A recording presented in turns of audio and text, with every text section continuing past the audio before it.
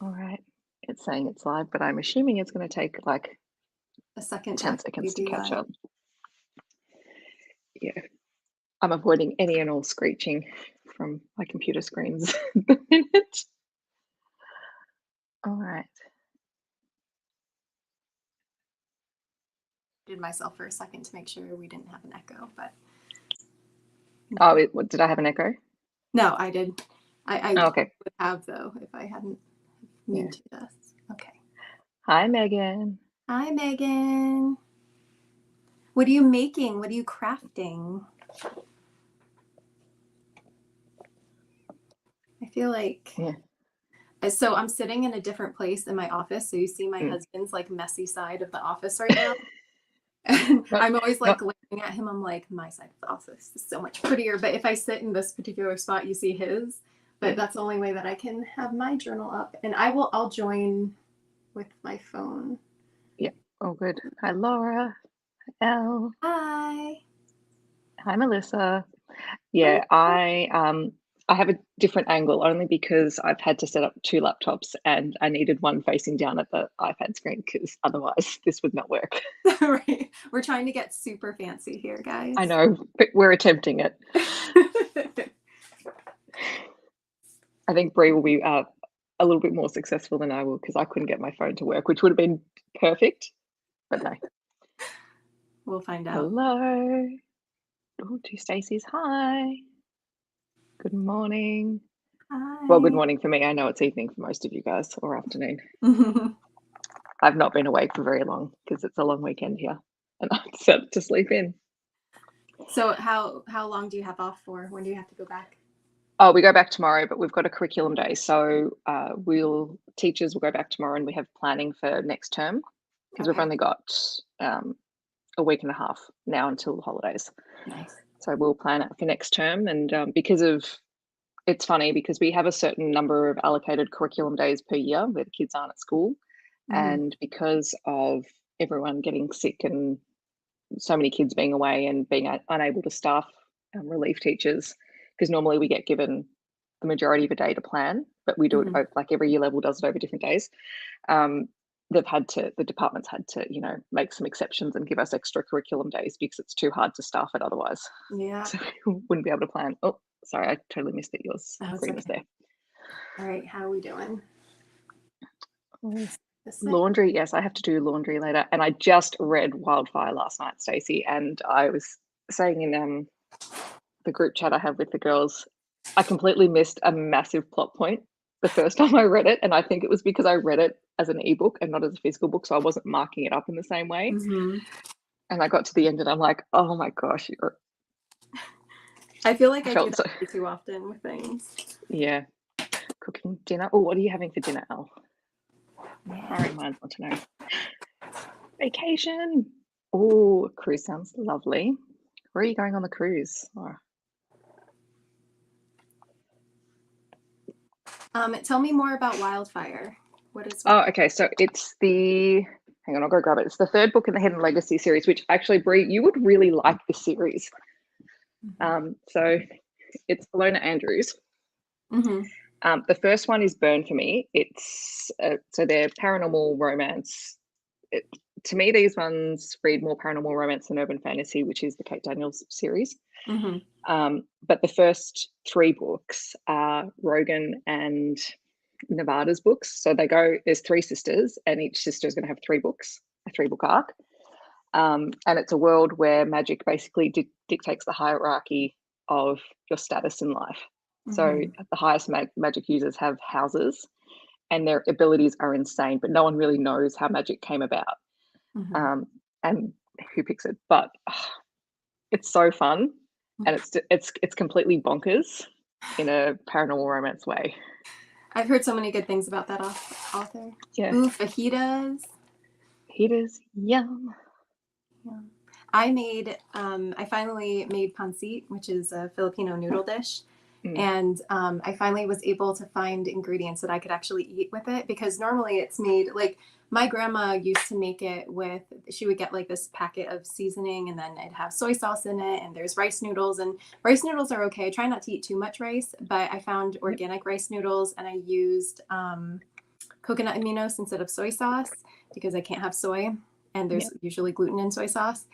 And then I didn't get the packet because usually like packets of seasoning have a lot of additives that I can't normally have.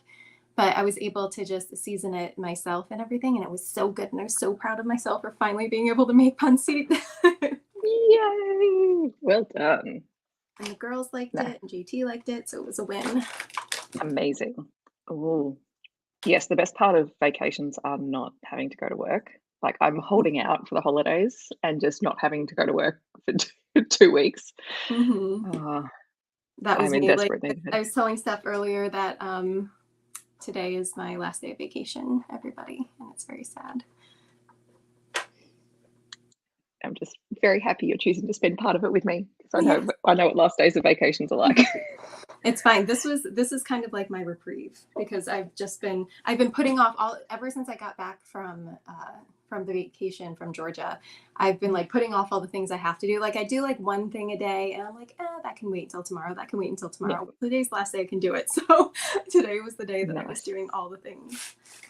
Well, I was really proud of myself because I had a bunch of work stuff to do over the weekend, and I won't go into too much. I've got it in a vlog that's coming later this week because I was doing it all, but like all of the work stuff had to be done by the end of yesterday, and I'm like, I have today. I don't have to do any work today. I'm so happy because I'm back to facilitating a training course for teachers alongside doing all my other work, and I'm like, I don't really have the brain power for this, but I have to do it.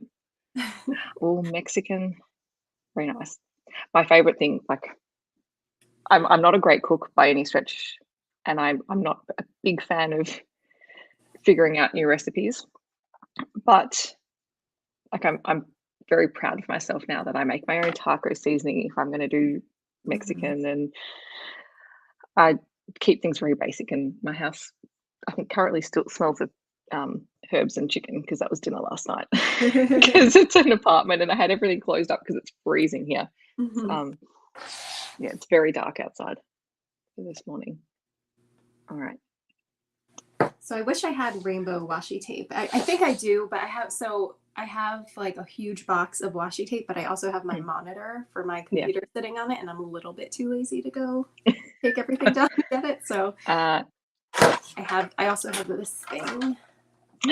Very nice. Yeah, see, I have like 2 tubs of washi tapes that are currently buried under everything in that little space next to me that I will not show on camera because it's a disgrace and I need to clean it up. But that's a holiday job. It's not a day off job. Cool. Happy reading. I have basically fallen behind on adding all my quotes to my journal, but I did prepare myself by copying them somewhere else. So all I have to do is copy and paste them. That's good. Well, I like that washi. It's very, very pretty and stripy. Yeah, I have to. This is actually going to be May's because what I've been doing, because I keep my reading journals pretty minimal. And so what I've been doing is just like at the end of the month, updating my reading journal. Oh, nice.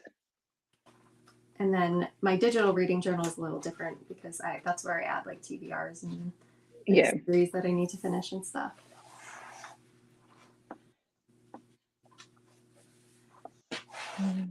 Because I love digital reading journals, but I also love like washi tape and stickers and things. Yeah. I have to have like a physical one too. Well, that's why I was showing Bree before I started like a book collection journal, which is on my backlist. It's very shiny and sparkly because I just wanted the journal and I needed a purpose for it. So I came up with a purpose for it, and I'm okay with that. Yeah. It's not very fancy at the moment, but it will possibly get more fancy as time goes on.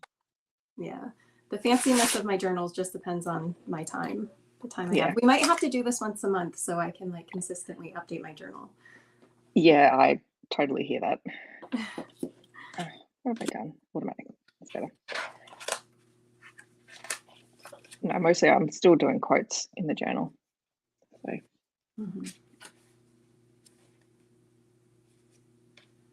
I know. I wish I did. I read so many audiobooks though that it's hard to record. That's different. It's one of the downsides. Bit harder to. Although if I like, I'm pretty good now when I'm actually reading that I will make a note of a quote, but half when I forget, I'm always on Goodreads, like who's added quotes. Let's go back through everyone else's lists. Uh-huh. That's true. I do that too.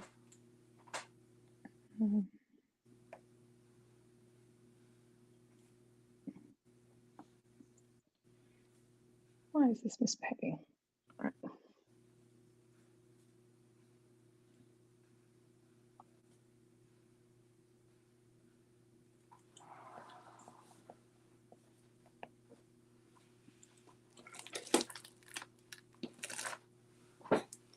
Let's pull up.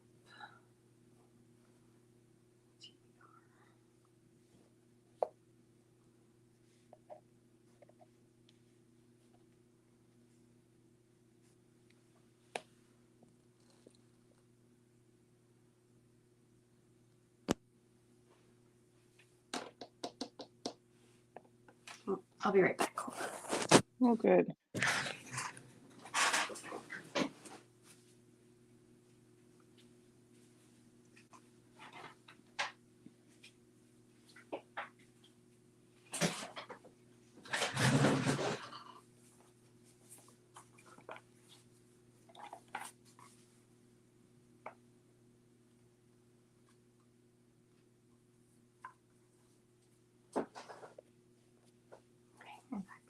I just realized that all of my devices are in use. Like I'm using my iPad for to be on StreamYard, and then I have my phone to be on StreamYard for this.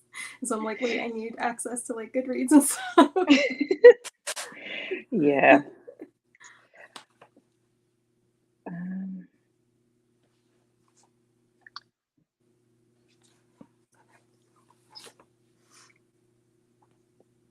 It's funny now because I go through some things. I'm like, yeah, Bree made me read that.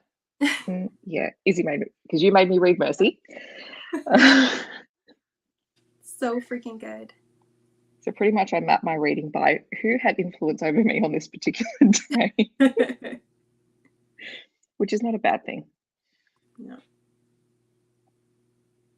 Like I'm trying to remember before I was on BookTube or even like journaling or anything, before I was like online with bookish things at all. Like where did I get all my recommendations? Like how did I pick books to read? I honestly think it was just me going to Barnes and Noble and just picking out a book, judging by because I worked at Borders over here before it closed.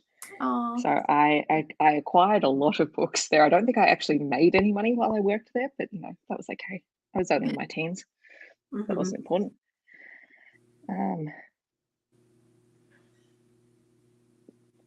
Did you spend like a full paycheck there?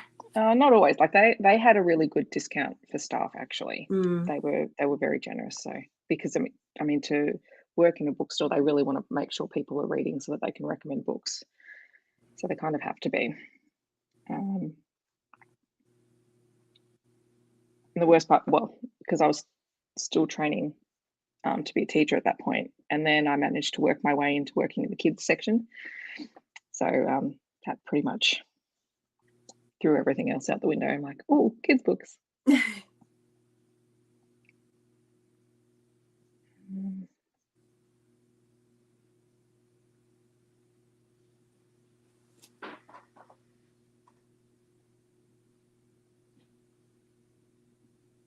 Well, I guess it's funny because I suppose during that time,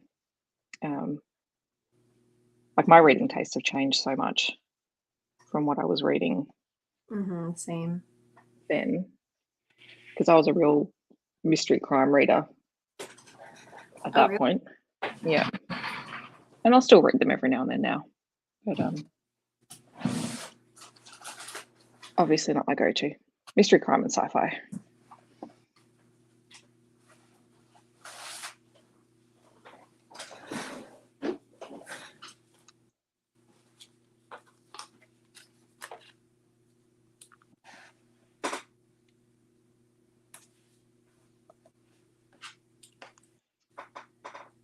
Yeah, I miss Borders too. I know. don't particularly miss the coffee shop, but that's fine. Yeah, the coffee shop. In the bookstore.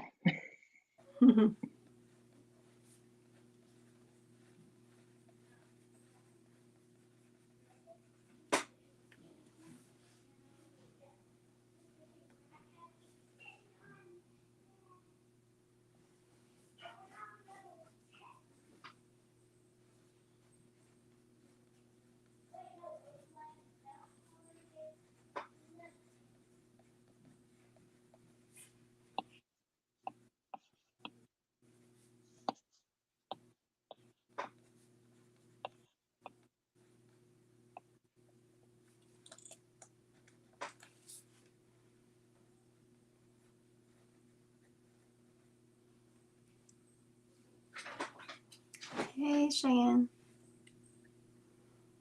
Hey, Cheyenne. How are you? I love your new haircut.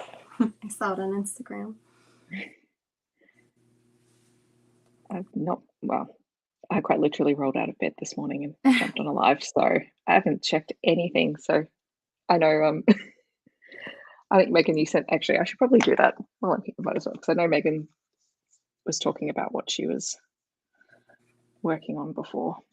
Mm-hmm.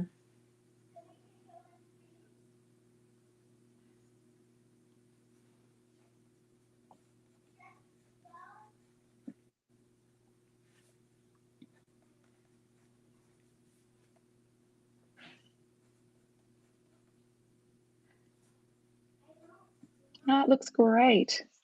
Oh, Mm-hmm. I keep wanting to do something with my hair, but I don't know if I have the patience to sit still for long enough to actually do it.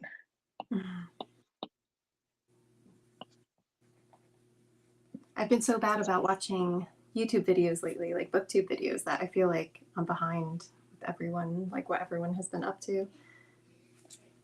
You've been on holidays, so you're allowed to be behind. Yeah. I mean, even before that, though, I think I've just... Yeah. Well, there's always lots going on. Yeah. I usually try to throw things on while I'm having dinner, because that's what I'm sitting down in before I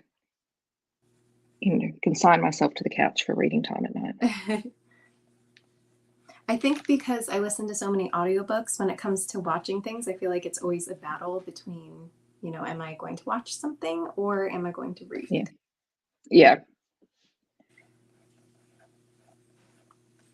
And I've been in such, like, my entire vacation, I barely read anything.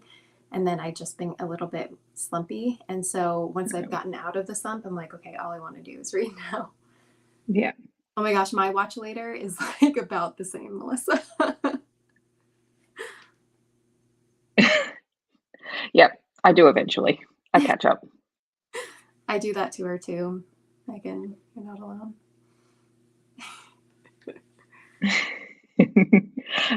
Yeah, that's a real life thing. So. Like, I'm so behind. I'm behind on adding things to my watch later. Like, not only do I have a million things on my watch later, but I'm also behind on adding to my watch later. Booktuber struggles, honestly. Mm-hmm. It's like, do I Reader make struggles. content? Do I read to make content? Do I watch other people's content? Do I what about Instagram and Reels and whatever?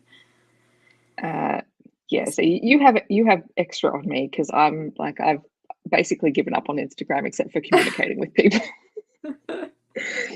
Look, I tried, and I think I just have to concede that I can manage one thing at a time. Mm-hmm.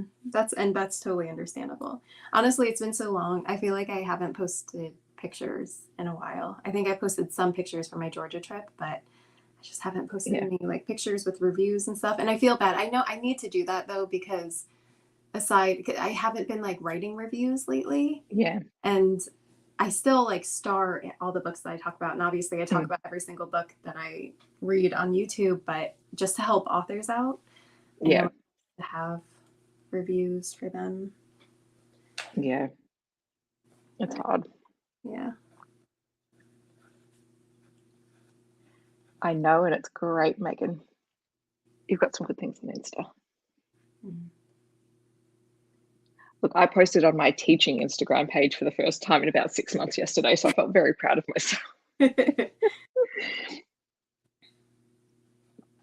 And look, when I was doing it, I'm like, ooh, is it actually like 12 months since I last posted here? Because I'm pretty sure the last time I posted, I was posting about the exact same thing. I was doing some, it was an art workshop, but it's for Book Week over here, which is next term. So there's a art store that does ideas for all the books, and I always try and book myself in because it's an online workshop now. I'm like, I just need some art therapy, and I'm pretty sure I do it this weekend every year now because it's a long weekend. Like, but I'm also like, is that the last time that I posted there? This is probably not great.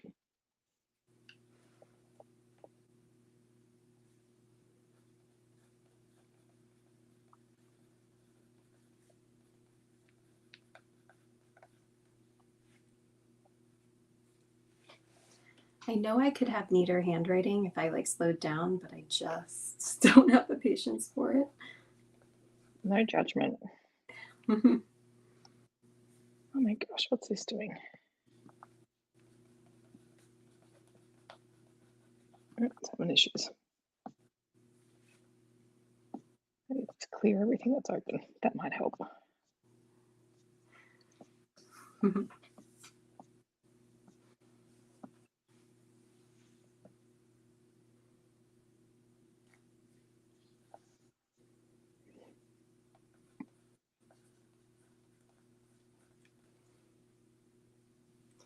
It's annoying to post on Instagram as it is because like it's like a post, not a story. Stories are fine, but for posts, I barely look at posts anymore because it's never just my friends' posts. It's always suggested posts and people I don't follow and videos and things like that. So I rarely even look at my feed anymore. I usually just look at people's stories. They have shift, like you've got the option now, I'm pretty sure. Under the Instagram logo, you can set it so you only see posts from people you're following. Oh, really? Yeah. But because mine gets caught in like once you start watching people's reels, then all you get is reels. And sometimes I just want to see photos. Exactly. Like if I wanted to watch reels, I would go through my stories, but yeah. Or, the reels section. Yeah. I do like stories because I literally post anything and I don't have to think about it and I don't have to write a caption and I don't have to think about tags. It's like, just take a photo. Yeah. Will it automatically default to that? Like once you change the settings, or do you have to go? It should stay that way. I think a couple of things still get through, but for the most part, it's people that you follow. That's good. It's been better since I've had mine set. That's good. On that setting. And then, of course, I just get my mum sending me random things all the time on Instagram. On Instagram. It's her favorite platform.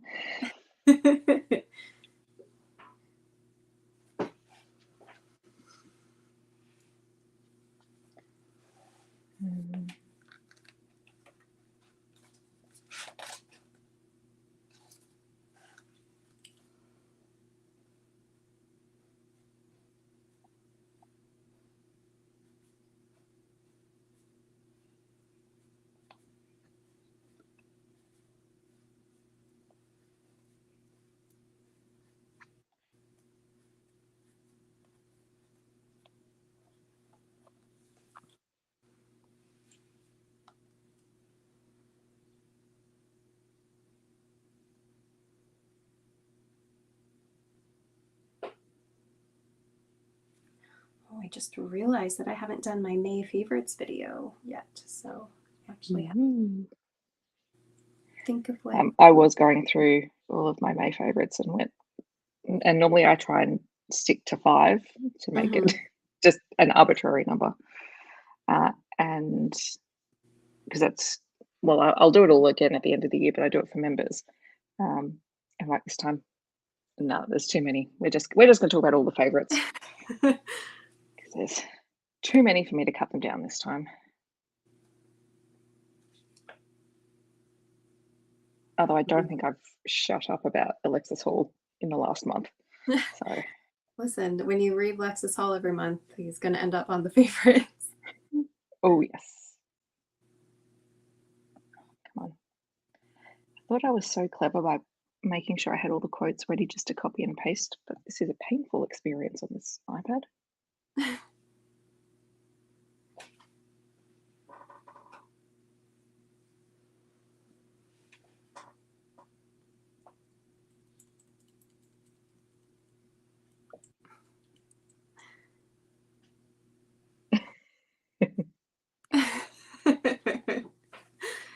It was surreal.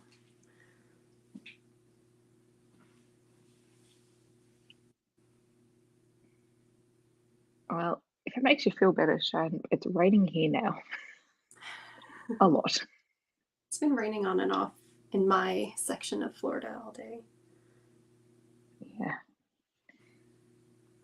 I actually don't mind the rain unless I'm working and have to have a bunch of 5-year-olds inside for 6 hours of a day, in which case I lose my mind a little bit. Yeah, that's painful. We had one day like that last week, and you could just at the end of the day, you could see everyone's like, nope, done. Got to get out of here. Mm-hmm. Or someone's going to lose it. Going stir crazy.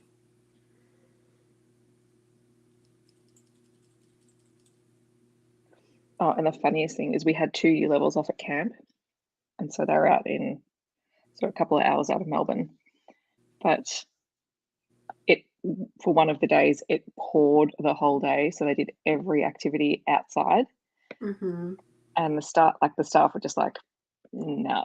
The kids were very happy they got to go on things like the giant swing and all of that while it was pouring with rain. God, I can think of nothing worse. Mm-hmm. It is not my wheelhouse.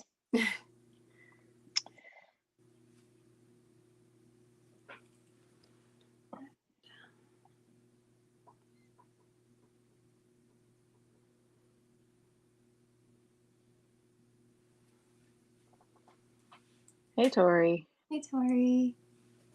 Oh, I've missed a whole lot of things. So, it is, what is it today? It's actually been colder than usual here for this time of year. So it's currently 8 degrees Celsius, which I can't convert in my head, but we'll drop down in a couple of weeks. We'll be closer to 1 or 2 in the mornings, and then it probably might hit 12 during winter. So it gets very cold. It's not cold enough to snow here in the city. It sort of snows in the mountains, and then if you're in Tassie's already frozen and snowing, but they're always pretty much frozen and snowing because they're much further south than we are. I've heard it's been very hot over there.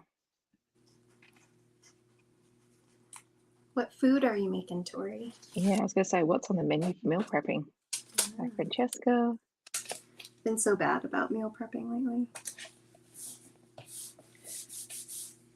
lately. These days I'm just happy if I've got 2 sort of dinner meals that end up making leftovers for my work lunches like that. I'm happy with that for meal prepping. Mm-hmm. Yeah. So, actually, no, hang on. I'm going to work this out because we get quite hot here in the summer.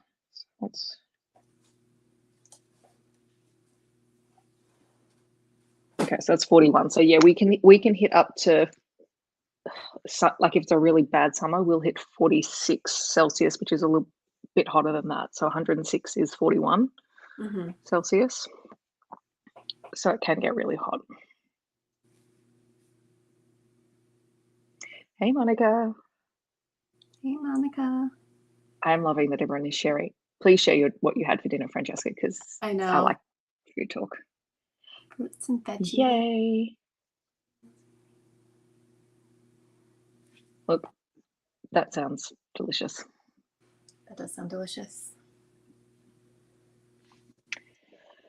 it's funny. My parents have just decided to put their house on the market because there's a whole lot of things going on, and there's a lot of interest in where they live. And my first thought was, I'm not worried about the house because I don't form particular attachments to houses, but they've set it all up so that they used to do, Dad and Mum make salami. So they've set up the shed and everything the way that they like it. So when they do big batches of salami, and my thing was, so where are you going to do the salami? So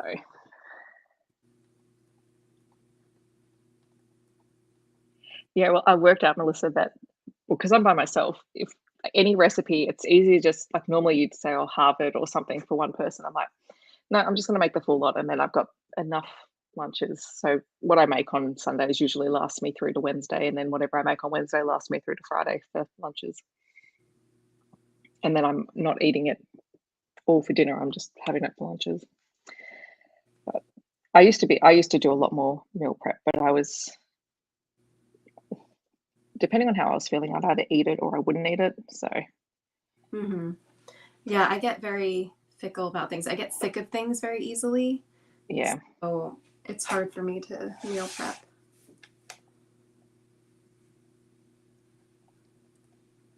I had a lot of favorites. I read a lot of good books in May.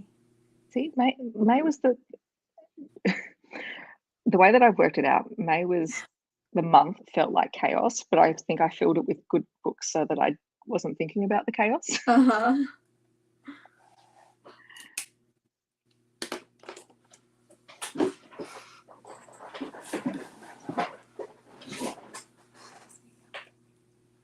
Yeah.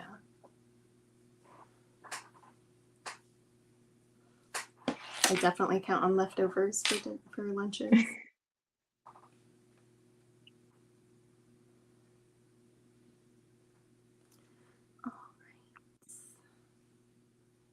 Oh, by the way, I finally read Everything for You by Chloe. Yay! It was so good. Like that, Wasn't it? it's so comforting. Like her books are just, that series is just so comforting. Yeah. And God, it was so good. No, I love that series. Mm-hmm.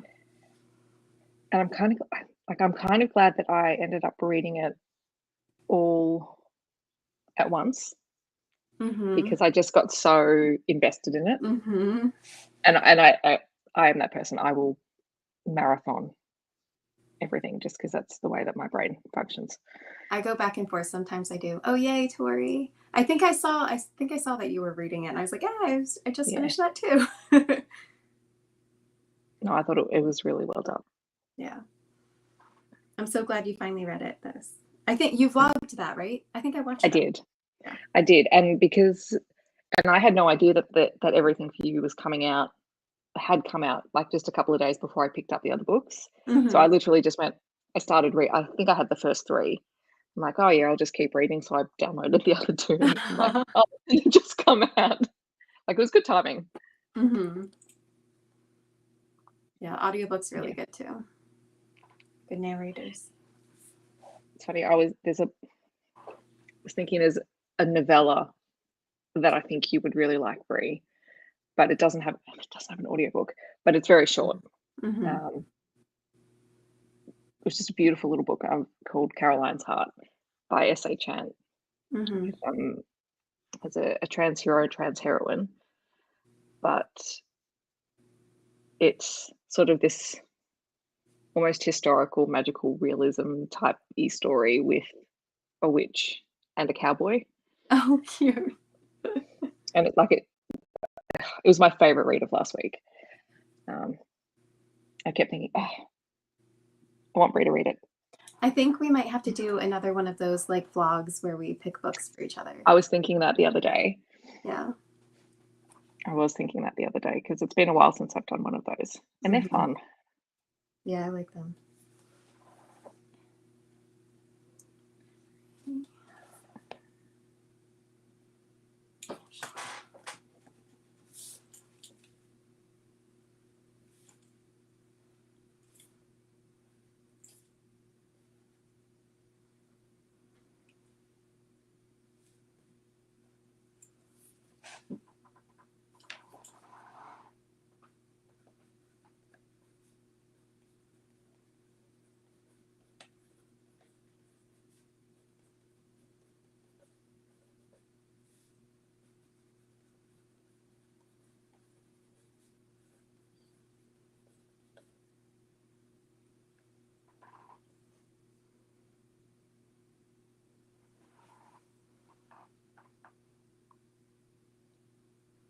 Oh yeah, I forgot about the chronic pain rep in that book. Mm.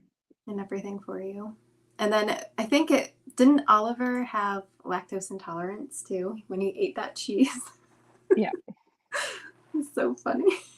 He stress ate cheese and then ended up needing to be taken care of.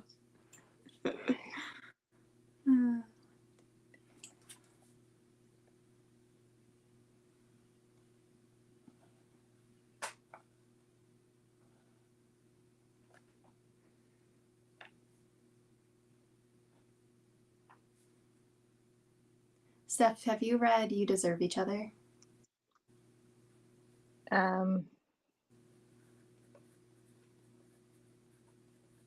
Chloe, is that Chloe Lees? No, this is Sarah Hogle. No, I haven't read it. Okay. I'm always curious what people think of that book. Actually, do you know what? I think I started it and I think I put it down. Mm-hmm. I think that's what it was, because I remember the title and I'm like, hang on, who is that? Because I know it. Yeah, no, I think I put it down. Yeah, some people love it, some people hate it, and I feel like I hated it in the beginning, and then by the end, I liked it, but I still hated the characters. Like well, because that's the one where they're aren't they engaged or something, and they're engaged, and they're just awful people. They're just terrible people. And I know it was like trying to be funny, but I honestly was so annoyed by them. Yeah. Good question, Dory. How long are we going to be on for, Bree? We'll see. We'll see. Falls asleep. I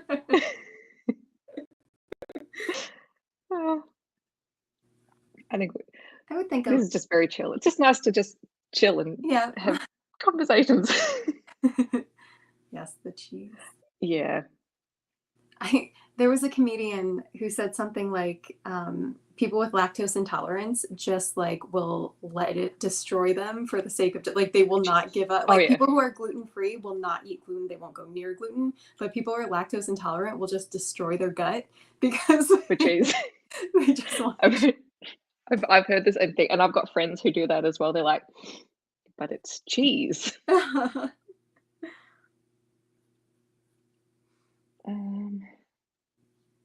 Yeah, he did have anxiety. That was good anxiety rep. And I love that they kind of took turns caretaking each other. Yes.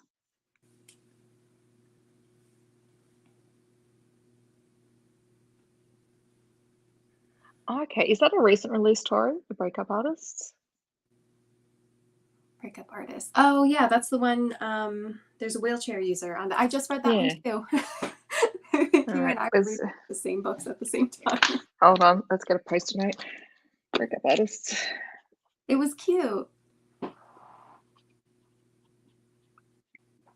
Like we'll get to it in a minute because I've nearly finished May's books. Well, I think comments for May's books, but I'm trying to get through all my queer romance backlist. And I'm really proud of myself because there's a lot of novellas and things on there, so they're fairly quick and easy to get through. So I've gotten through a lot already, and I'm like, I just want to feel like I've accomplished something. And then I'm going to be catching up on all of the recent releases I've missed after that. Yeah, there was a character who had MS in that one. It was her stepmother, I believe, who had it. Oh, okay. It wasn't like in it a lot, so I can't really say. I mean, whether the rep was good or not, but it was mentioned.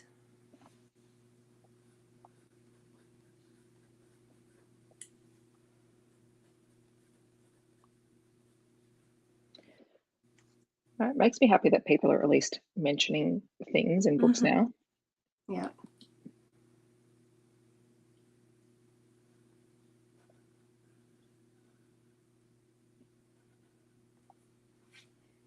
And I do like that it wasn't really used as like a plot device. Like sometimes they can. Yeah. It was just like she had MS and it was kind of not thrown away or anything, but it was just like, yeah, she had MS, something, and she had a flare up and everything during it, but so I had to say, when I was reading Kimberly Lemming's books, I was relating very, very hard to a lot of the quote, because they also talk a lot about food in the books. I'm like, these are my books. But my favorite one was, and look, I can eat potatoes, so this is why it appealed to me. Potatoes are by far the most versatile crop. You can fry them up, bake them, or throw them at undesirable men who refuse to leave you alone. Like, that is a great quote. I love it.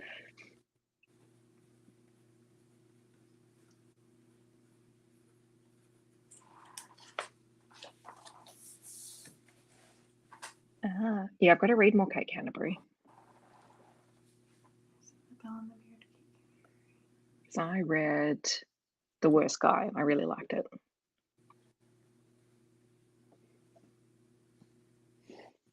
Are those part of like the Smarty Pants romance series that Penny Reed has? Or I just saw the word beard and I associated it with Penny Reed.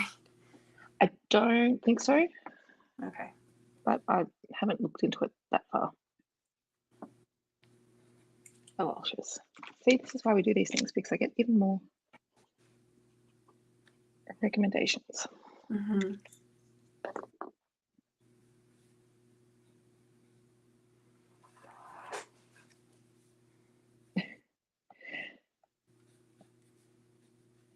And here's the book quote for romance lovers. This is unacceptable. What is the point of a room with only one bed if no one is getting ravished before dinner? Yes.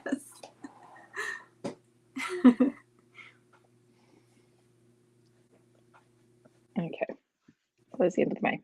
So, oops. We're up to.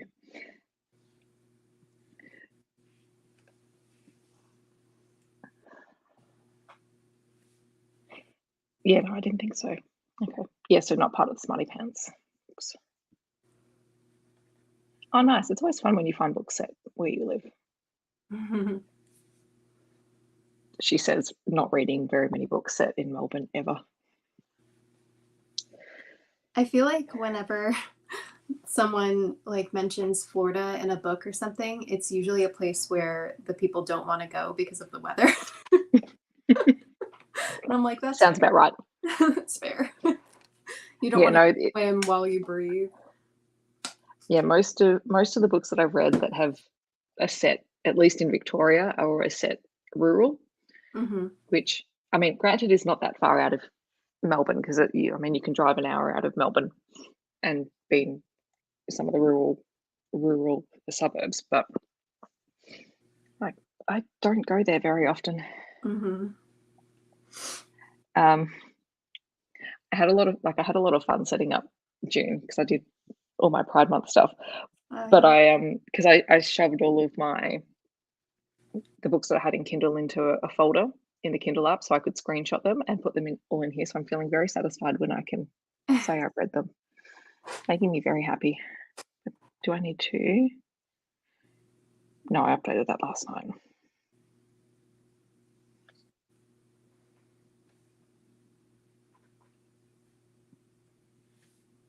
Oh, Keepers of the Lost Cities. Why is that? Why did that happen? That's right. I remember that. Yes. I did really enjoy that Kate Canterbury book. So they are on my list to read more. I think I had one out on KU at some point, but I think I had to return it because I was reading other things. But I will get back to them.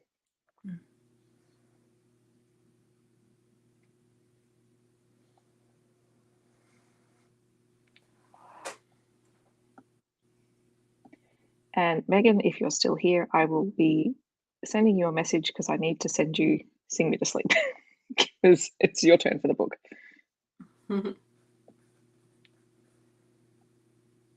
Didn't you love RM's annotations? I did. I really enjoyed reading it. Oh.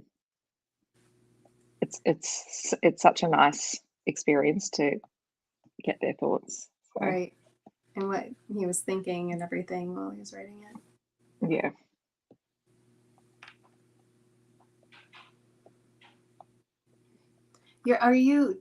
How long is your long weekend? I think you said it already, but what days do you have off? So Saturday to Monday, Okay. and no kids at school tomorrow for Tuesday. Yeah, and then we finish on, like, our last day of term is the 24th.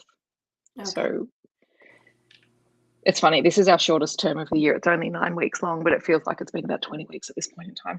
So, yeah, so we'll have 2 weeks off after that. Okay.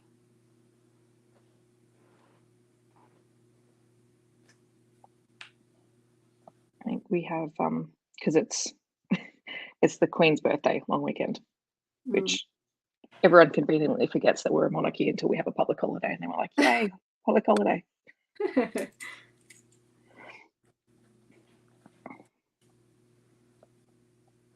Yeah, I think because I think I'm hosting the reading sprints on Tuesday.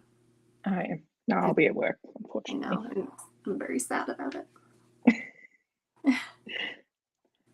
We'll try and do something when I'm on break. Yeah. Yay, I'm glad you're still here and excited. I will, my goal is I was supposed to try and send it this weekend, but I forgot the post office would be closed because of the long weekend. So that will be next weekend's job.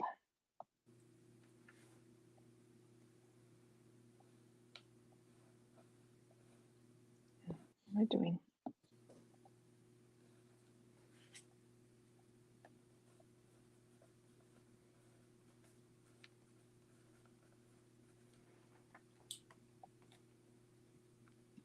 Oh, yay, Melissa. I'm glad you're joining. It's my birthday on that day, so that's why I right. decided to host.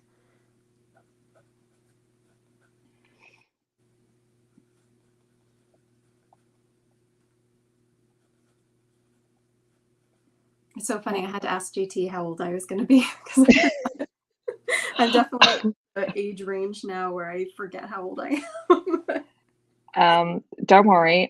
It takes me a while to remember how old I am, and I'm like, and usually there's 4 of us who are the same age at work, and we've worked together for a long time. And usually I have to go to one of them and ask them, how old are we this year? How old are we this year? Because, you know, I'm at that point. I'm like, I don't really care. Exactly. But it's so funny because for some reason at the moment, the kids are really obsessed with how old I am and how old my teaching partner is. And she's only a few years older than I am. And the other day they're like, you're older than her, aren't you? I'm like, no. Oh my God. Why won't you tell us how old you are? I'm like, because it's none of your business. Also because I don't know. Also because I don't know. They're so funny. Some of the conversations that we get into, they now know, because I'm in the classroom with them on Mondays, Wednesdays, and Fridays, just because of how things turned out this year, which is not ideal, but hopefully we'll be able to make it a little bit smoother next year. But by the time Friday comes around, I'm fried, and every time they see me, it's like, it's Friday, isn't it? I said, yes. You can't think. No, I can't think. We're gonna do the best we can.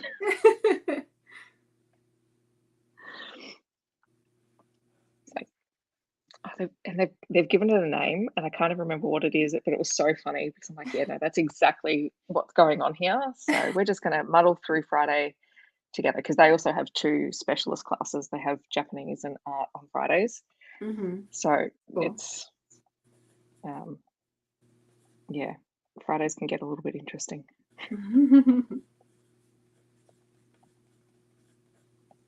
Yeah, the girls are on summer break now. Yeah. And Violet actually missed the whole last week of school because JT had COVID.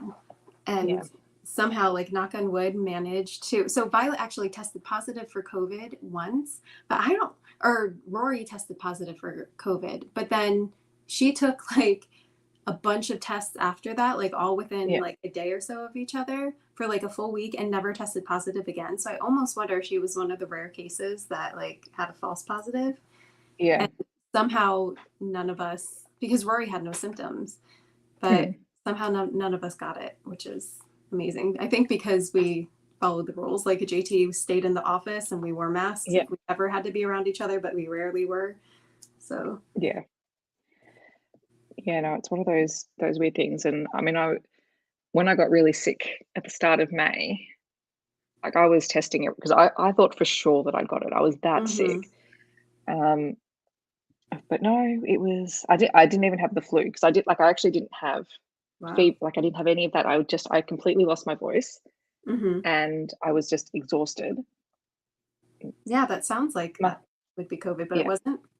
No, it wasn't because I tested sort of for I probably did rapids at home for a week and because I was still working and nothing came up and I'm like I refuse, and I was using different types of rapid tests and from different boxes. So I'm like, if there's an issue, and then by the weekend I'm like, no, I'm just going to go get properly tested. Right. And that was clear. And I'm like, okay, well. But yeah, we've got a really bad flu going around because no one's been out and about for. Yeah, we do too. 2 Actually, years. that was going around in Violet's class. So half of the class was out with COVID, and then another good portion was out with the flu. And there was only a handful of kids, and so Violet was out that whole week. Just to be on the safe side, I was like, I don't even want her to go back to get the flu right before we go on our vacation. I'm like, let's not pass that on. So I was like, you're just staying home. Like, yeah, no, it was bizarre, and so our year 6 class had been on camp, and they came back, and then so they came back on a Friday, and then for the next week, so they have 3 classes of about 26 kids. They had about 25 kids at school for the whole week from the whole cohort because on the last day, someone had a cold, someone had the flu, and they came back on the buses, and everyone went down. And actually, I think there was even gastro thrown in there. Like it was the most bizarre thing, and all the teachers are like, hope we don't get it because like that's another huge reason why I couldn't be a teacher among many, but I'm such a germaphobe as it is. But I feel like you guys are just like, you have no choice but to be all up in their business, and the parents send kids in sick, and some of the parents are getting a bit frustrated with us at the minute because we're like, they're not well, we're sending them home. But it's as much for their sake as it is for everyone else's because they can't concentrate if they're not well. I have never understood why parents do that. I'm like, I get that some people have to work, but also they're your kids. They're not well. They don't want to be here while they're miserable. And then they get everyone else sick. And it's like the people who come into work sick too and just get everyone else sick. And I always say, I'm like, you never know who's at home and who's immunocompromised and who like this won't just be a little flu that you get over in a week. Like it could cause and that's the big thing is you know, it's not just about the people who are in the room because maybe the kids don't get sick, but they carry it to someone else. So we're working through it. We've had to send a few reminders that you will be contacted if they are unwell. And even if you don't come and collect them, they'll be sitting outside the classroom. They won't be in the room. So they're not going to be doing much. Most of them have been really good though. Like a lot of our parent community has been quite good. So that's good. That's not a complaint about my parent community.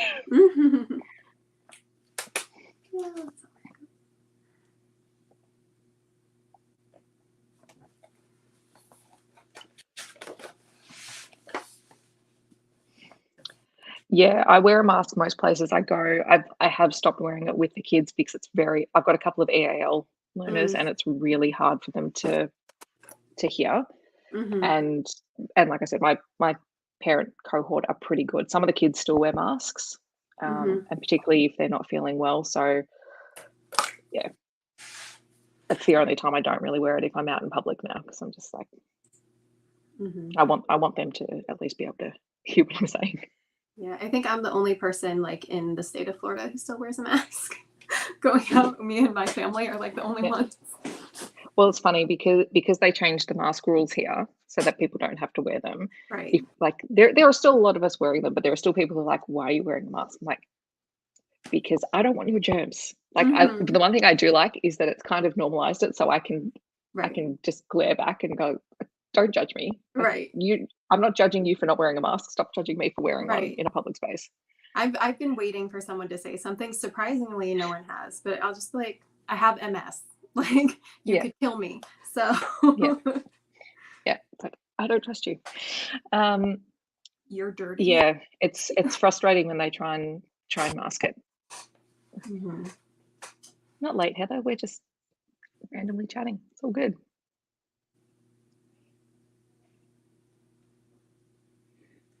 Mm-hmm. Yeah, I'm like, it doesn't hurt anyone else for me to wear a mask. Right.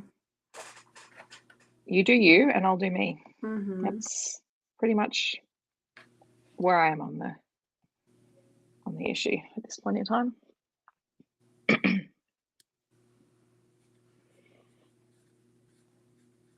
Also, like, if I get acne, it's usually been on my chin, so I'm happy to wear that. It just covers it. Exactly. Yeah. Yeah. I'm in a very red city too, Megan. I feel you.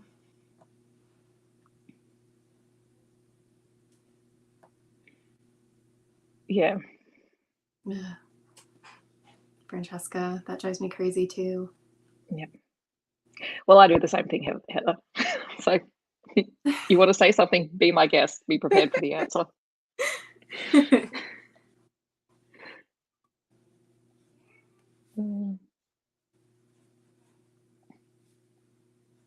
Oh no, I was going to say something and I've forgotten. Anyway, it'll come back to me. I was very proud of myself this week. I finished off 2 Katie Roberts series that I was in the middle of and have been in the middle of for like 2 years. Sounds familiar. Yeah.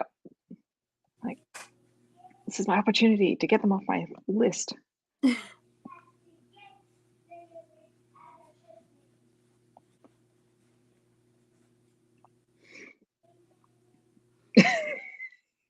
It's so convenient. Yeah. Although, on the flip side, sometimes I'm like, I really like my lipstick today, and I'm very sad that people can't see it. See, I was using it as a, it's okay if I forget to wear my lipstick at work when I was still wearing my mask. I'm like, it's okay. It's something I don't have to worry about. Yep. Oh, Megan, this is why we're friends.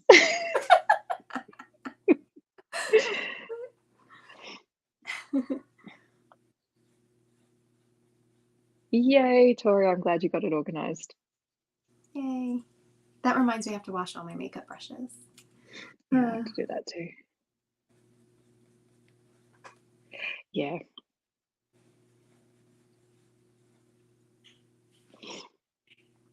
All right.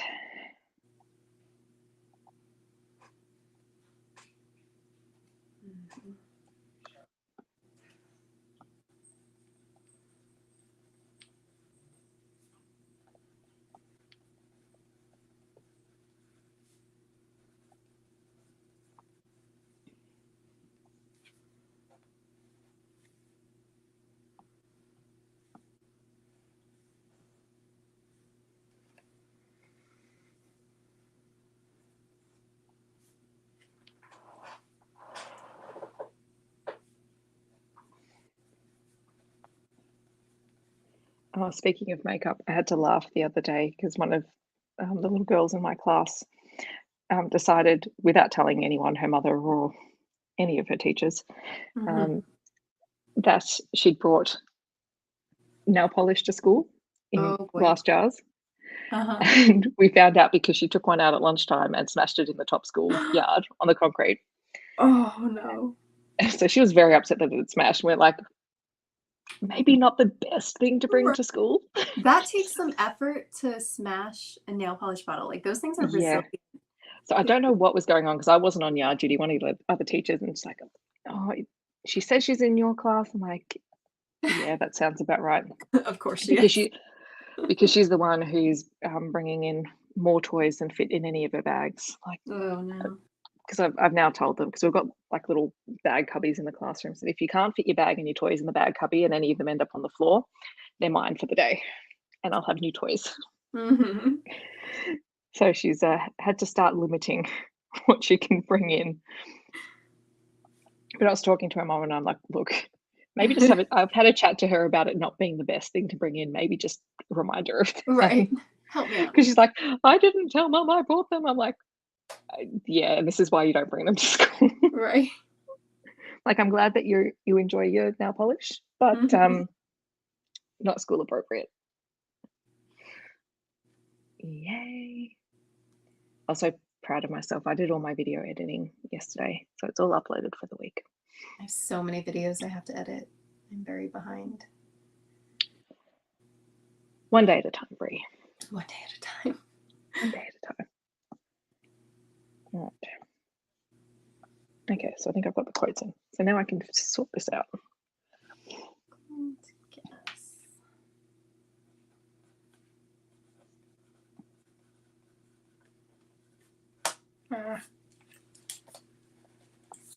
I apparently press aggressively hard when I write. So anytime mechanical pencils, they always break. I can't help it. There is nothing wrong with vegging out, Monica. Sometimes we just need to do that. It's fine.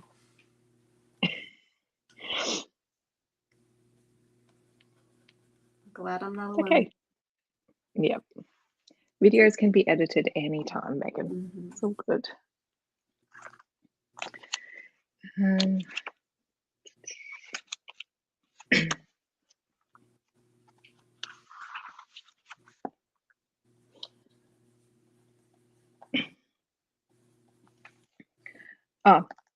was going to say, so at the moment I'm reading a book for work purposes. This tiny little book called Spelling It Out. And for once it's like research done by an Australian. So I'm like, this is great because it's all on how language and words have changed over time and how you teach spelling, because interesting. Most people do not teach spelling properly, including myself, because I was never trained how to do it properly. I'm like, I'm going to read this. I'm going to figure this out. But it's been great because there's been little stories about how it's changed over time and where words have come from. And I'm just like, oh, I'm really enjoying it. And it's really short and very easy to read. So I'm hoping that I'll finish that today. So how are you supposed to teach spelling then? It's for kids. Spelling for kids. Yeah, spelling for kids. So I haven't quite got up to that's the chapter I'm up to, because there's like, she's got an overview of the 10-step planning process for teaching it. But the purpose being that so you have people who say you teach phonics, you have people who say you teach whole language, but in order to teach kids how to spell, you have to teach them the morphology of the word, so where they've actually come from, because it teaches them why words in English are spelled the way they are, because and I kind of knew this, but the way that English had developed was because we literally stole words from other languages and then adapted it to rules, but there was no spelling rules in place when English was formed as its own language. So when we adopted the words, we took some of the spellings from the original words. Right. And that's why we have, like, some people go, oh, that's a weird word. It doesn't follow spelling rules, because we don't really have specific spelling rules to begin with. I did have a bit of a laugh because there was a chapter on American English as well. And it's like, well, mostly they said that they were doing spelling reforms, but mostly it was just so that they could distinguish themselves between the British colonies and make it separate, which is why you dropped a lot of the use and things like color and whatnot. So it's called Spelling It Out. It's by Misty Adenue. She's a lecturer, associate professor in language and literacy in Canberra here. So it's actually a great little book, because backstory, part of the reason I'm reading this is because in 2 weeks I'm leading a workshop on the instruction of phonics and how you integrate it effectively. So yeah, Violet's struggling a little bit with spelling. Yeah, so a lot of it has to do with where the words originally came from and exploring them and having fun with them. So if you can break up a word like bicycle, knowing that bi means two, cycle means wheel, you start to recognize the pattern. Okay, well, if you've got bicycle, what other words do you know that have bi at the start as a prefix? And then you start to look at how they're put together. So it's less about sounding out, because you can't really sound out in English. There are Like I think you can sound out 12, I think it's 12 or 20% of the English language, which is not much at all. Mm-hmm. Well, that's where she struggles because she's really good at like sounding words out, and she'll like, I love seeing how she spells things because it's like, I mean, that makes sense, but unfortunately, so it's getting her to remember like the weird spellings. Yeah. And it's the idea that your spelling tests are actually rubbish. You need to throw them out. And I'm like, I'm all on board with that. Not that we do spelling tests with my kids, but the other year levels do. I'm like, testing spelling is not the same as teaching it. You're better off spending that half an hour at the start of the week and half an hour at the end of the week actually teaching them about things. That's interesting. Oh. Yes, Megan, one day you will edit them, but that's okay. It doesn't have to be now. And thank you, Tori. I don't think my voice is anything special, but anyway, thank you. I'll take the compliment. Hey, Paige. Hello. He's out fishing with them, but wanted to drop in and say hi. That's cute.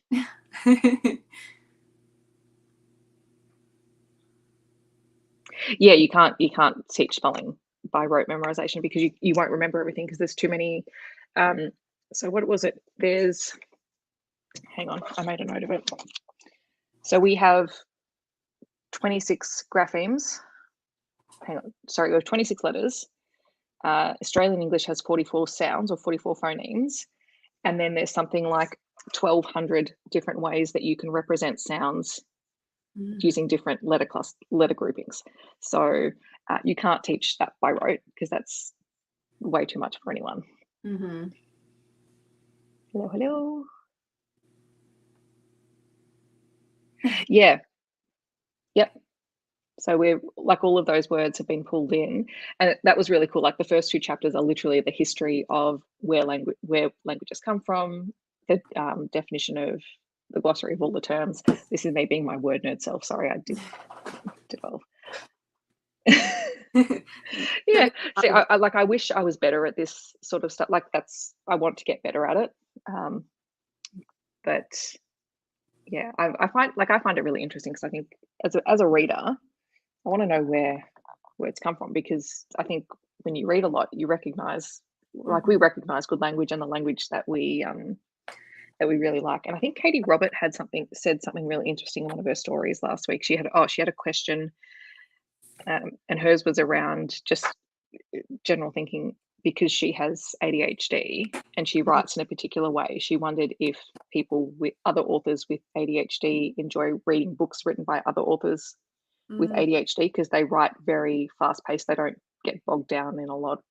Like, it was a generalization. She wasn't sure, but that's actually an interesting thing that I would like to know more about, because her writing pace is very different to a lot of other authors that I read, and that makes sense. I actually appreciate that too. Yeah. So I thought that was an interesting question. So this, where my brain has been all week, is all these lovely literacy questions. All right, what else have I got to do in this thing?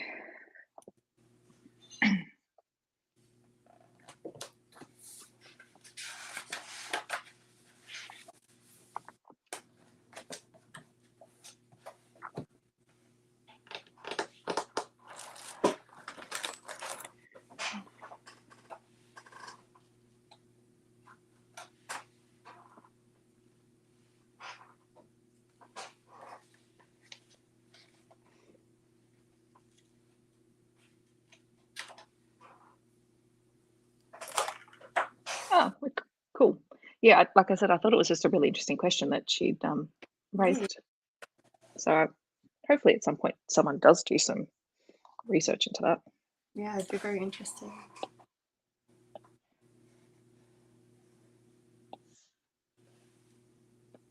No.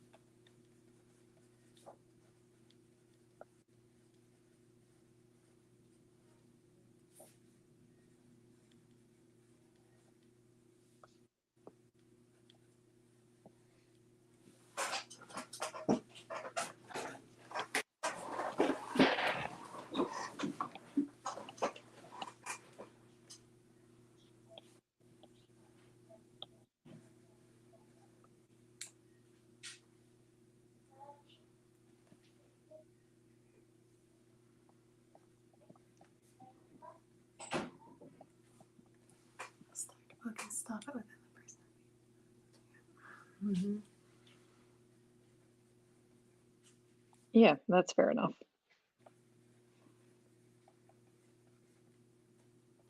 Are you the same way with like TV shows and movies and stuff, Megan?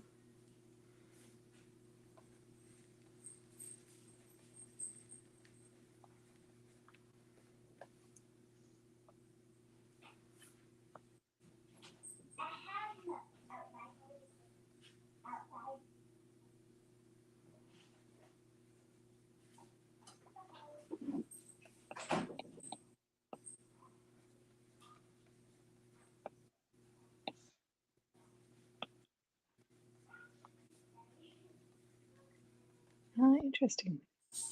Like this would make sense. Mm-hmm. You know, honestly, me neither, unless I'm at a movie theater. That's kind of the only time I actually sit and watch the movie. I'm always doing something else while I Yeah. watch the movie. It drives my husband crazy because I can't just sit and watch. It's kind of why I like watching things at home, so I can do other things at the same Right, time. exactly. Like, I don't know. And that's why I like audiobooks so much, because I always feel like there's like when I'm sitting down and just reading, I'm like, what else can I be doing right now? Yeah. So I meant to tell you this, Bree. Those books that I sent the girls, there's a new one called Bird Ooh. Life. Uh-huh. Like, and I haven't got it yet. I'm trying to find a Yeah. copy of it. Mm-hmm. The girls love it. Like literally, we read it all the time, and then they like to go on YouTube and look and see the actual birds and animals. Yeah. Well, my class have just, because I've taken them in, so they've just found them and they're like, oh, animals. Mm-hmm. Yeah, I'm the same. I don't make pictures in my head, so I always feel very funny when I teach visualizing as a strategy. I'm like, I don't do that. But and it took me a long time to realize other people actually did, and they could see pictures in their head. I'm like, no, that's not me. Mm-hmm. Actually, I think I was in year 12. I think our psychology teacher told us that. I'm like, mind blown. I think I can. I haven't like thought about it. Yeah. Pretty sure I can. Like some people can fully see the picture in their head. Mm-hmm. And it's weird. The way I try and describe it to people is, if you ask me to picture my mum, Mm-hmm. I know who she is, but I don't actually see a picture of her in my head. So it's, yeah, I don't know. A weird thing. I wish I could crochet, Megan. Not for lack of trying, with people trying to teach me over the years. I can't knit, but I can crochet. Not well, but I Yeah. can crochet. Well, I actually had to do some sewing yesterday. I know, yeah, I was the same when they told me that they could see pictures. I'm like, what is this magic weirdness? This was one of the book projects that we did in the PD. So it's the book is about it's called Stellar Elephant, and it's sort of a spacey book. So they had us do constellations and sew them onto a watercolor paper. So we'll ignore my terrible stitching on the back. It's so pretty. But I haven't done sewing for ages. I'm like, oh, maybe the grade sixes will like that. Mm-hmm. Yeah, my collection of craft materials for various crafts and hobbies will attest to that. Mm-hmm.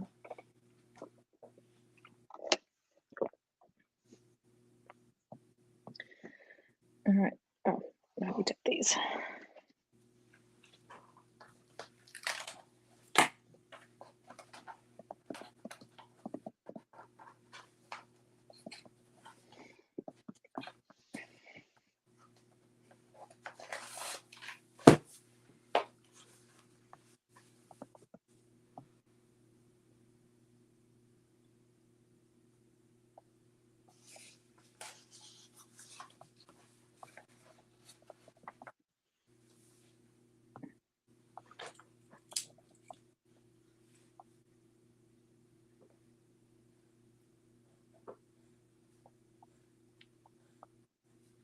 Yep.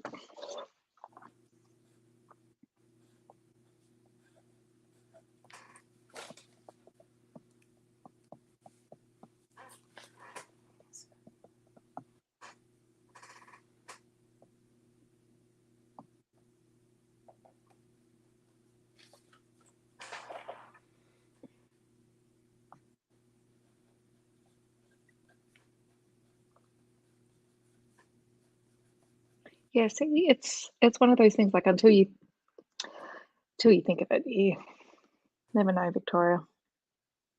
Thanks, Megan. Those type of things, like questions like that, and also questions on like personality tests, I always like I'm never sure of myself. I'm like, wait, is this actually what I think? Is this actually who I am? Oh, I'm 100% the same. So I'm like, am I totally get it. to myself? It's like, am I trying to make myself seem weird Right. just for the sake of it, to make myself seem special? I'm like, no, Right. it's just me. Also, for any of the picture book fans out here, this is an adorable book that's coming out later next month. Stop, that's so cute. Oh my god, the Hang on, I'll girls turn around that way. love that. Yeah, basically it goes on, fluff is the fluffiest. I'm like, yes, that's my kind of book.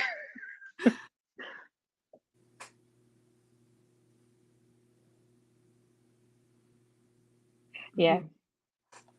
It's actually why I like descriptions in books, because it helps me to contextualize it. But because I consider myself a very visual person, it just in terms of the way that I engage with things in the world. But yeah, it's weird. Oh, nice. I know, Megan, as soon as I saw this title, like, I need to review that book because that's totally me.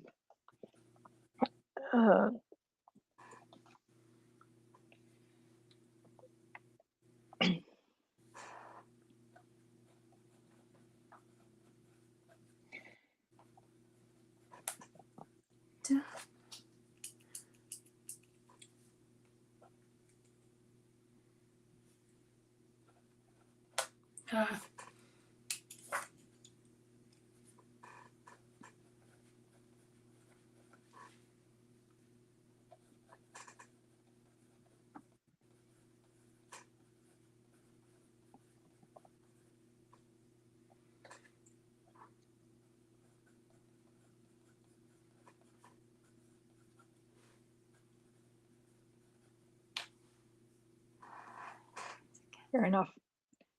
I even struggle to do that. I'm like, one thing I'm really terrible at is casting characters. See, I couldn't. I picture the character. I must be a visual thinker, because I picture the character so clearly in my head that I could never cast them, because there's no one that looks like them. Yeah.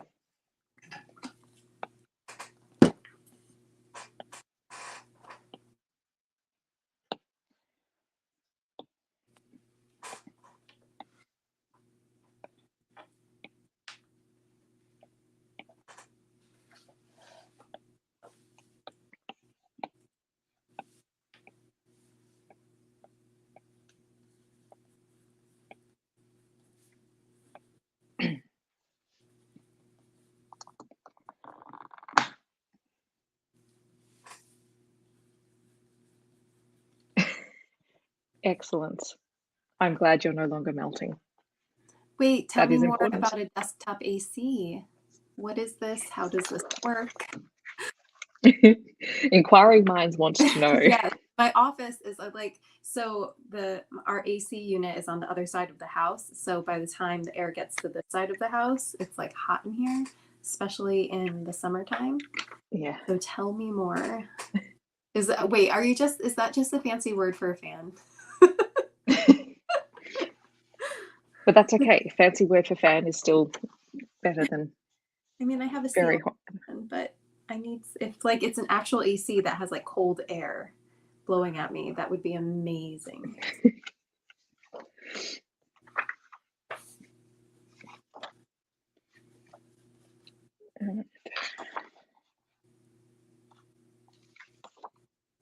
Oh my gosh, Paige, yes, I'm the same way.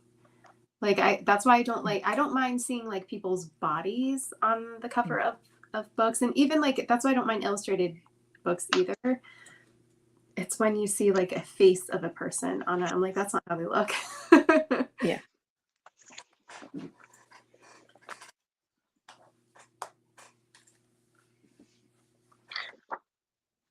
Small portable fan. They have a compartment, and then you put ice water and it blows cold air at you. Tell me more. Megan, can you send me a link on Instagram? Yeah.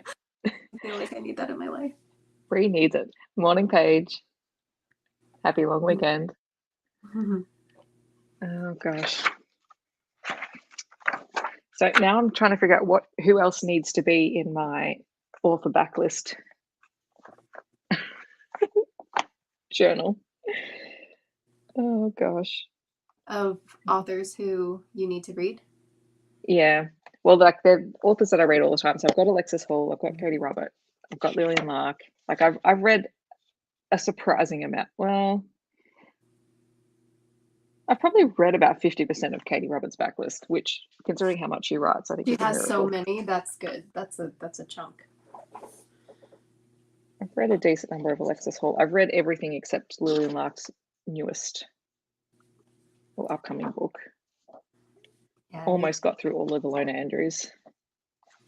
The one that blows my mind is Nalini Singh, because I think I've got 1, 2, 3, 4, 5, 6, 7, 8, 9, 10, 12. Only 12 that I haven't read. And they're all much older books. So, but I'm also thinking of just even having a recommended by friends section.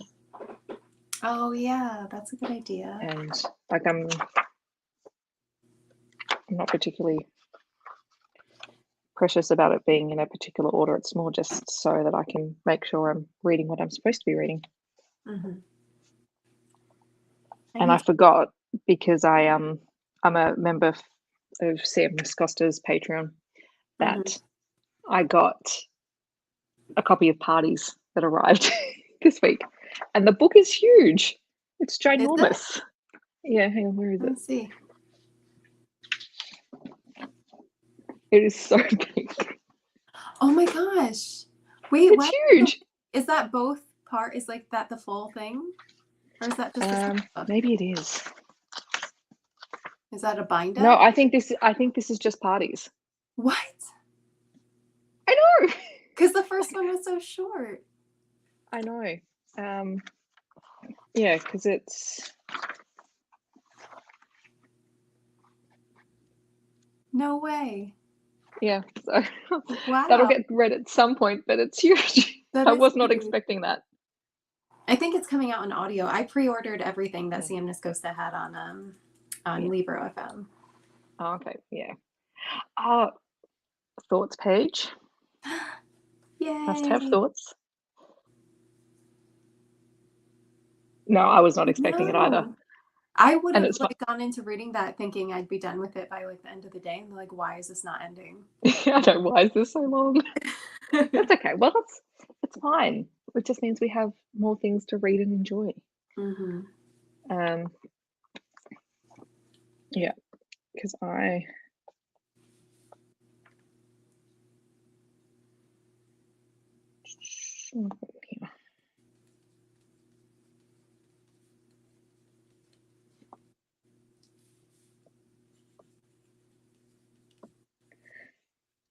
I knew I had a Kate Canterbury book on here. It is The Beard and the Bell and the Beard.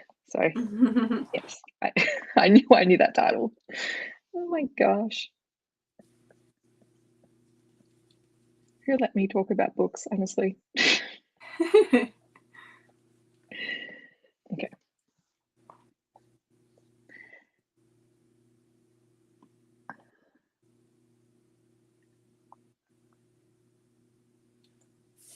Yeah, I think that the third act conflict is not my type. Some people like it and some people don't. I didn't mind it in the book. I like the characters and I was invested in them. And I wanted the third act conflicts don't bother me though. I know it's like annoying for some people, but it's never bothered me. No, like because I go into it expecting it. Like you can kind of pick exactly what's going to happen. So unless it's something that is a trope that I don't particularly like, I don't mind them. Yeah, they had such a good dynamic.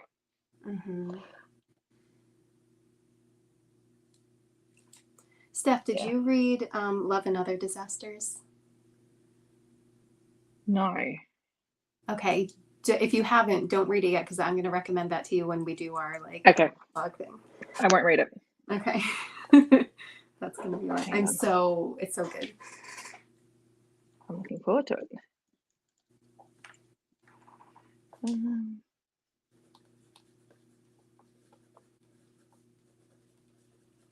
No.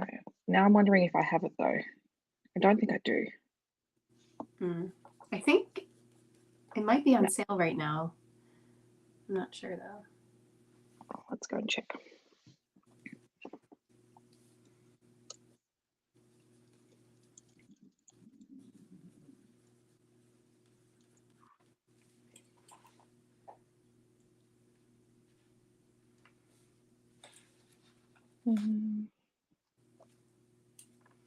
Oh, we have a different cover. Oh, do you? What's your cover look like? Hang on, let me bring it up.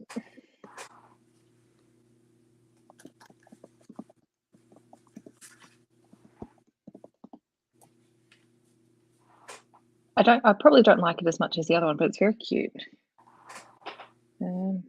I usually like the UK covers better than. Yeah. I don't know because I haven't spent a lot of time looking at. Hang on, turn it around. So they're falling they're falling down. I think I like that one better actually. It's cute. Yeah. All right. Good night, Francesca. Or good day, whatever it is.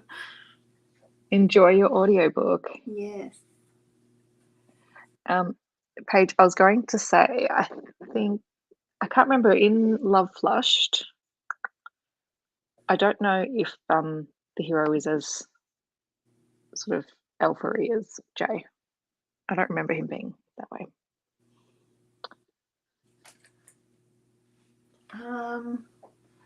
I don't recall him being that way either, but yeah, my memory is kind of trash. So. It is. I'm really looking forward to the next one in that series. Mm-hmm. And the cover is so pretty. Yeah. Oh, actually, that's who I should put in here. I should put Evie Mitchell. Oh, I'm surprised you don't have her on there. I know. That's why I said I need to think about it because I only just started, literally, I bought the journal and then I had to think of a reason to use it. So I'm like, it's so pretty. Because I know I could try and use it as a bullet journal, but that will fail because I tried that for plenty of years. I'm terrible with bullet journaling. Yeah. I do it for 3 months and then I'm done. Yeah. But I am a lists person, so that works for me. Right. I have a notepad that I keep by my desk and I just write what I need to do on there. Yeah. Oh, I do need to read Legends and Lattes this week, which is a sapphic monster romance, Bree. Ooh. So it's very cute, the cover. I like the title. And we'll have to see if we can find a time to finish off that last book in the Alexis Hall series. Yes. Maybe this month. Yep.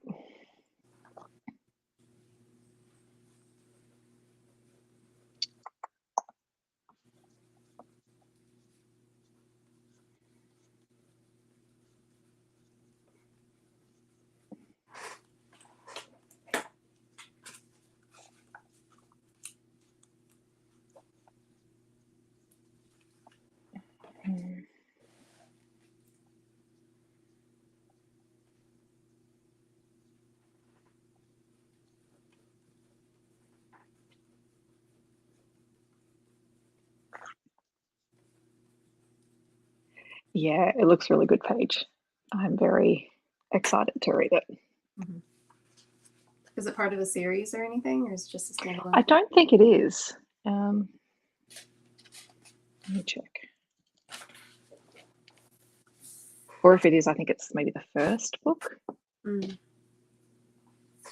So it says, worn out after decades of packing steel and raising hell, Viv the Orc barbarian cashes out of the warrior's life And she opens the first coffee shop in her city. And then, well, it looks like might be frenemies to lovers romance. I seem to be reading a lot of coffee shop romances at the moment. Kind of like I read Sips of Her, which was another sapphic romance by Carmen Lee. That was really good. Although, and I have the first one, although I don't think the first one has queer rep in it. So I want to try and read that this month, though.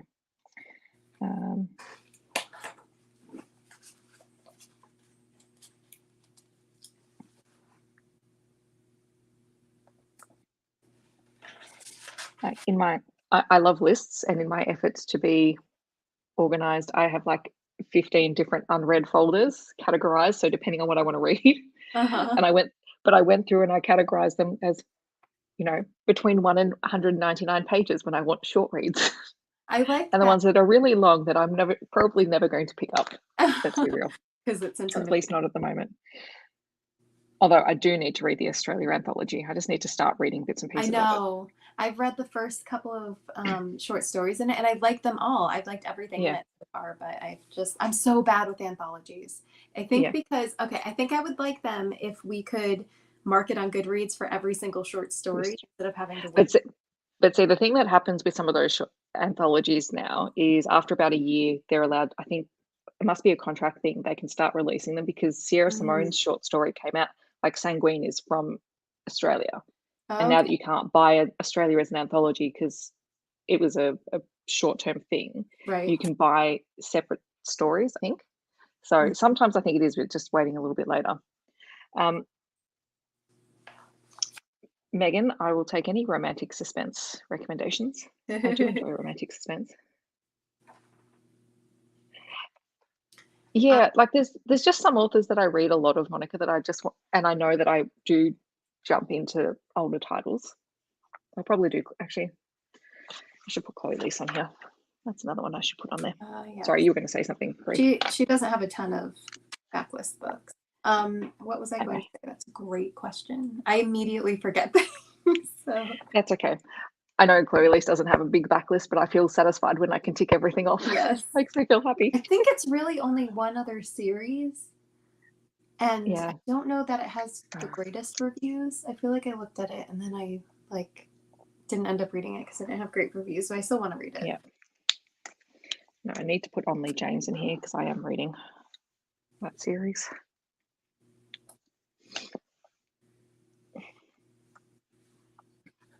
I don't know if Heather's still here, but Heather is reading the Necessary Evil series and it's making my soul very happy. Oh, I know what I was going to say. Today I just finished a book that has romantic suspense-y elements in it, at least according to me, because I read a lot of romantic suspense. It's Mr. Librarian by B. Love. You wouldn't think by the title that it would be, but it has some suspense-y. Cool. Or at least in like a mafia kind of way, like mafia romance kind of way. Although I don't think he's in the mafia. He has some sort of something with his family going on. Yeah. Yeah. See, I want to read more Kristen Ashley because of Heather, but they're all really long. So I've got to find the right one. So I loved The Hookup and The Slow Burn. The Slow Burn is so good. I actually think I want to buy a copy of that. Mm-hmm. Yes, do it. There's two of her series I really like. One of them is not my favorite. I'll probably come back and try it again at some point. But Necessary Evils is great.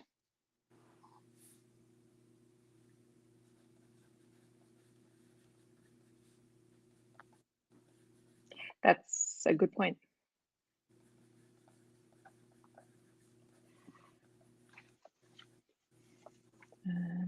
What am I doing?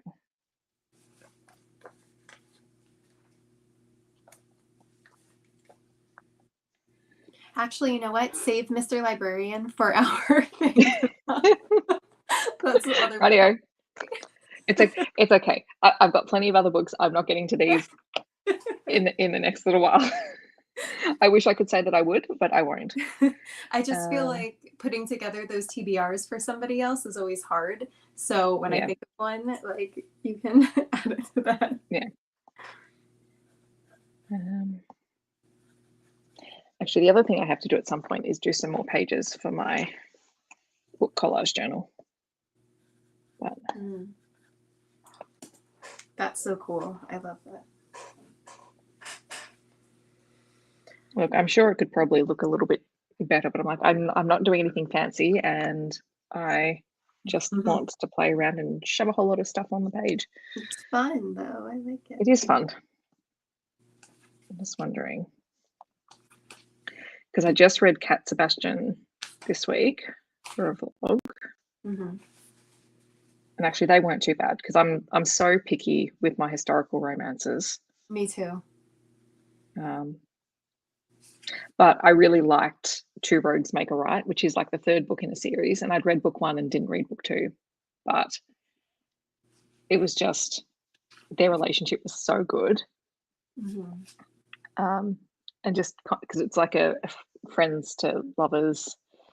One of the characters has chronic illness and has since he was really quite young, so they've grown up knowing that he's had that, and the other basically has PTSD, or went through a really big trauma. He was in the Navy and was abused by his captain. Yikes. And so they just like they both know and have taken care of each other at different points in their life. And I loved it.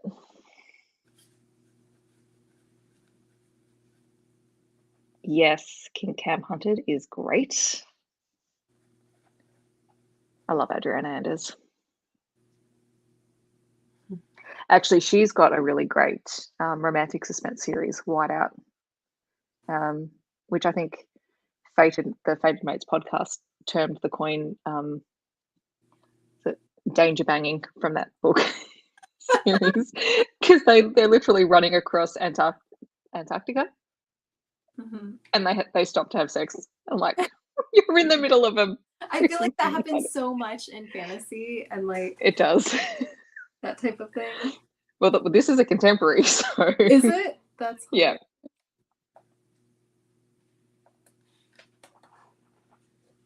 Yes, just give me all the bonkers stuff. As I said, this week I read Railed by the Easter Bunny because Izzy told me, and I'm like, that sounds like the most bonkers thing that I've heard in a while, so I'm gonna read it. I love it. Look, I know my limits, and crazy stuff is not there. My limits are other things. Yes, I'm not normally one for all the feelings, Megan, but occasionally I go in for that. I know, I'm excited for more books set with the King Cam characters, and I like that I like that it was short, so you got what you needed to out of the story, but it didn't feel bogged down like you. I think it was a really satisfying length for the story.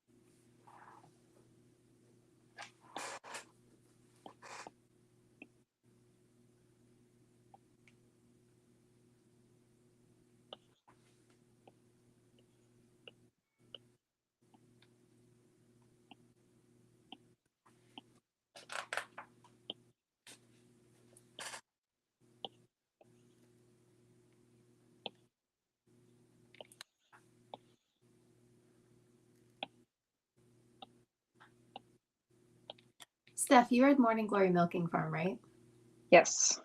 Did you read Sweet Berries yet? I haven't yet. I do have it. I'm going to add that to your list too. You don't have to read them all. I'm going to give you like a full list and you can pick like 3 that you want to read or however many. I just read it today, actually. It was good. He is so cute. I freaking love it. I love that series so much.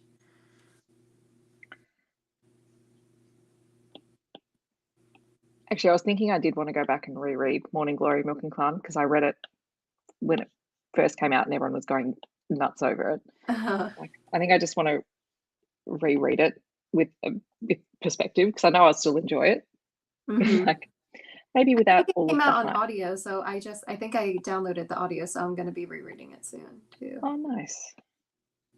Well, let me know because I might read it with you. Okay.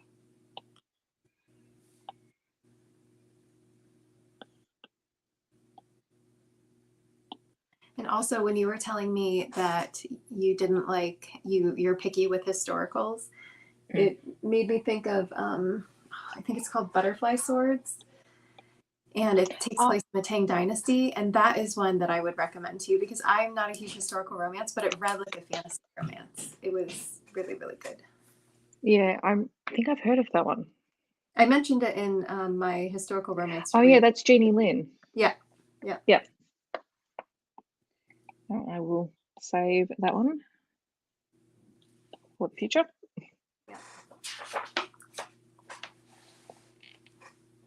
Yeah, Sweet Berries is really, really good. And I read it because who mentioned it? Was it Lacey? It might have been Samantha and Lacey were talking about it when we were in Georgia. And I hadn't even realized it came out yet. So yeah, it's only just recently come out. I remember because I'm meaning to read it. I will get to it at some point. Mm-hmm. It's short too. So. Yes. That's why I'm so surprised by that Girls' Weekend one or whatever it is, Parties. Yeah. Well, Found by the Lake Monster comes out this week as well by Lillian Lark. Mm-hmm. And that one was shorter than I was expecting it to be as well. Oh, okay. In a good way. Mm-hmm. I need to read more Lillian Lark. Yes.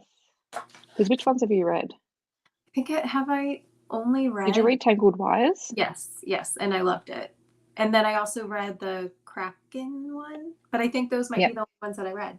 So maybe you can pick another favorite Lillian Lark for me. I will. Okay. I will.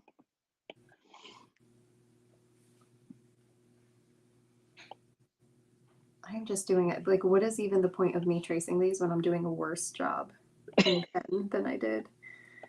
Is it therapeutic? I mean, yeah.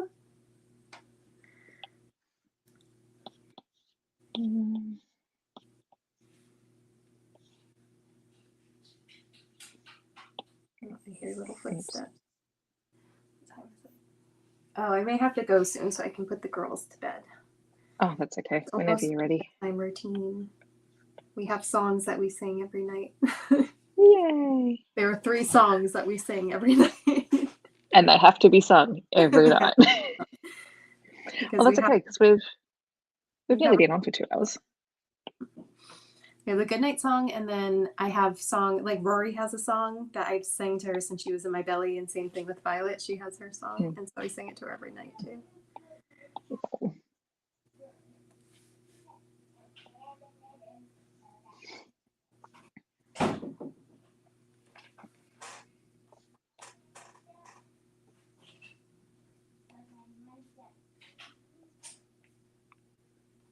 Yeah, the girls take turns getting tucked in every night. So we have a tuck in turn song. So whose tuck in turn it is. My husband makes a song out of everything because he's a big doof. And that's the best though. It just kind of stuck. So it's always more fun when you turn something into a song. Yeah. And Violet has a specific dance that she does during the tuck in turn song. So she assumes the position and then she starts doing the dance. Nice. Little ridiculous around here in the evening. If it works, it works. Exactly. And a little ridiculous never hurt anyone. Yes. Well, I also figure, you know, they're only going to be this little for so long, and they're only going to put up with this for so long. So Yeah. live it up while it can. Yeah. Also, you need embarrassing stories for the future. Well, exactly. Hence why I've taken videos of these things. Yeah. All right, I better go because it sounds like they're getting ready. Their bedtime's 8. All good. Well, thank you for hanging out with me. Thank Thank you to everyone for hanging out with us. Yes, thank you, everybody. Yeah, let's try and do this fairly regularly so that I actually keep up with my journal. Yeah, you and me both. All right. Well, have a good night. Say hello to everyone at your place and wish the girls good night for me. I definitely Yeah, I can probably jump out of that too. Yeah, thank you everybody for hanging out. This was fun. Thank you for doing it. It was fun. Yeah. No, thank you for jumping online, and we'll catch up later. Yes. See you later, guys. Bye. Bye.